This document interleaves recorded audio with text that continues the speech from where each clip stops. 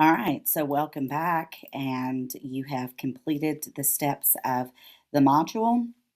So, want to talk a little bit about this week's teacher challenge.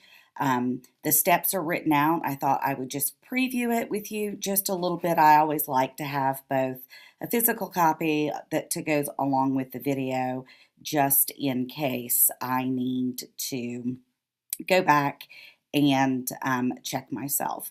So this week's this week's challenge is all about letting the students do the creating. So you're going to shift from you doing the creating to picking just one thing in a skill or concept or topic.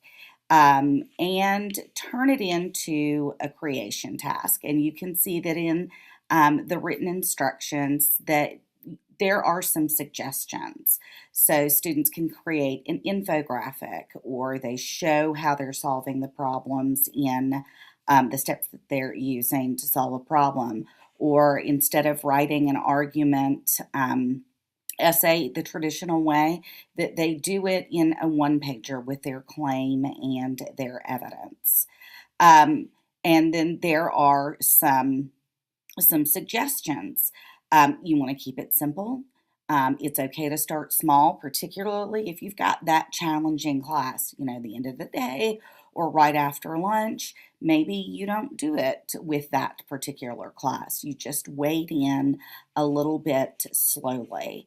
And then we've got our reflection and our share.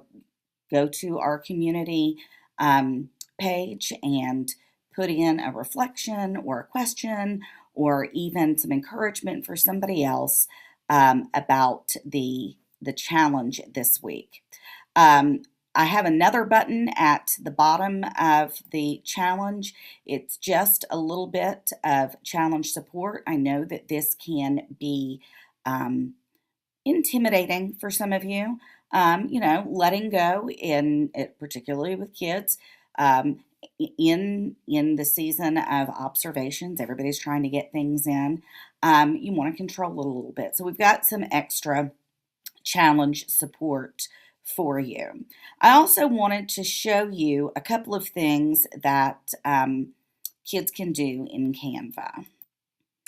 And so to do that, I'm going to drop a couple of student-created products that some of my journalism students have done this year onto our community Padlet. One is a newsletter that they did with some visual elements, and the other is a yearbook page. So as always, if you've got questions or you have some concerns with the functionalities of the options in Canva, send me a question, post it on the Padlet, send me an email, drop by my office if you're in the building. I'd love to see you. And then I also added two videos to the resources page that are all about the basics of Canva. So if you feel like you need extra support before you get started, you can go there. So again, it's just about getting your toes wet, making small changes, and inviting the students along on this journey with us. Have a great week, and I'll see you soon.